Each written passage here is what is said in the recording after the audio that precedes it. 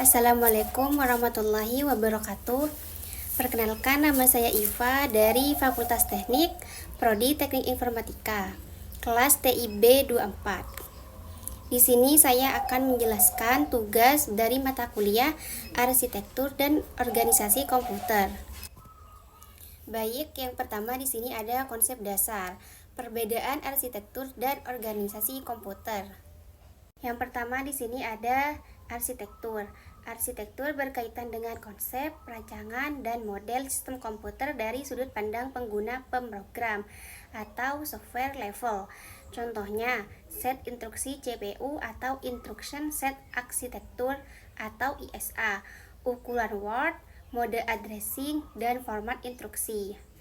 Contoh nyata dari arsitektur yaitu Intel x86 vs ARM atau beda instruksi yang dikenali. Yang kedua ada organisasi komputer. Organisasi komputer berkaitan dengan cara kerja internal dan implementasi nyata arsitektur tersebut atau hardware level. Contohnya, bagaimana sinyal kontrol dijalankan, cara memori diakses, pipeline CPU, dan teknis bus. Contoh nyata dari organisasi komputer yaitu Intel Core i7 atau cara instruksi x86 diimplementasikan dengan cache, pipeline, dan lain-lain.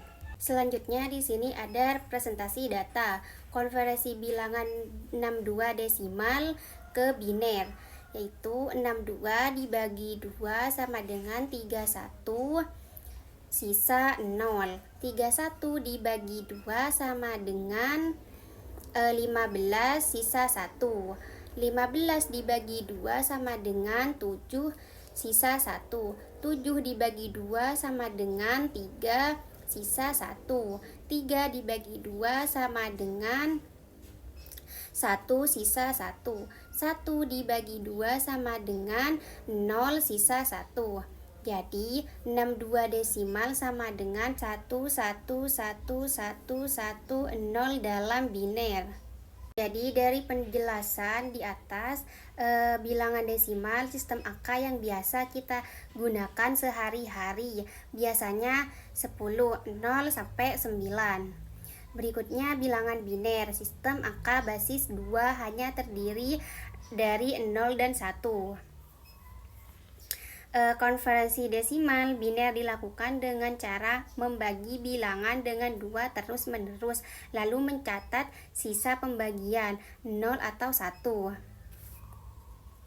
Setelah pembagian selesai, hasil biner dibaca dari bawah ke atas, dari sisa terakhir ke sisa pertama. Selanjutnya di sini, kenapa komputer menggunakan sistem biner bukan desimal dalam proses internalnya? Karena satu, keandalan. Biner hanya punya 2 keadaan, 0 sama dengan low, 1 high. Mudah dibedakan oleh rangkaian listrik. Kedua, stabil, tidak mudah error oleh noise dibandingkan sistem desimal. Ketiga, sederhana. Transistor atau dasar komputer hanya mengenal on off, cocok dengan biner. 1. Keandalan. Karena mudah dibedakan oleh listrik, hanya 0 dan 1. Maksudnya yaitu sistem biner hanya punya 2 keadaan, 0 low, tegangan rendah off, 1 high, tegangan tinggi on. Dengan hanya keadaan 2 ini, komputer mudah mendapatkan sinyal karena cukup mengenali ada arus listrik 1 atau tidak ada arus listrik 0. Hal ini membuat sistem lebih andal karena tidak perlu membedakan banyak level tegangan seperti sistem desimal. Kedua, stabil, tahan terhadap gangguan atau noise. Maksudnya yaitu sistem biner tidak mudah error karena noise atau gangguan sinyal listrik. Misalnya, kalau ada gangguan kecil pada tegangan, komputer masih bisa membedakan apakah sinyal itu lebih dekat ke 0 low atau 1 high. Bandingkan dengan sistem desimal basis 10 yang harus mengenali 10 level. Berbeda 0 sampai 9. Noise sedikit saja bisa bikin salah. interpretasi. Jadi, biner jauh lebih stabil dalam dunia elektronik. Berikutnya sederhana, sesuai dengan cara kerja transistor atau on-off. Maksudnya yaitu dasar kerja komputer adalah transistor. Transistor hanya mengenal dua keadaan, yaitu on dan off. Karena itu sistem biner atau 0 sama dengan off, 1 sama dengan on sangat cocok dengan cara kerja perangkat keras komputer. Dengan kata lain, biner membuat desain rangkaian komputer lebih sederhana, efisien. Selanjutnya di situ ada contoh gambar diagram arsitektur CPU. Di dalam contoh diagram CPU itu ada control unit, ALU, register, dan control bus. Komponen di dalam CPU yang pertama ada ALU, ada control unit, mengatur seluruh operasi CPU. Tugas utamanya fetch instruksi dari memori, dekode instruksi, dan memberi sinyal kepada ALU. Register dan bus kapan harus membaca dan menulis atau menulis. Baik, di dalam komponen diagram CPU terdapat 1 control unit, 2 ALU, 3 register, dan keempat bus. Control unit atau CU yaitu mengontrol aliran data dan instruksi. Kedua ada ALU atau arithmetic logic unit, yaitu melakukan operasi matematika dan logika. Berikutnya ada register, yaitu penyimpanan kecil dan cepat untuk instruksi atau data sementara. Berikutnya yang keempat ada bus, yaitu jalur komunikasi antara komponen atau yaitu data bus, control bus, dan address bus. Baik, selanjutnya di situ ada jelaskan alur eksekusi instruksi mulai dari fetch hingga execute. Pertama ada fetch, yaitu instruksi diambil dari memori ke CPU.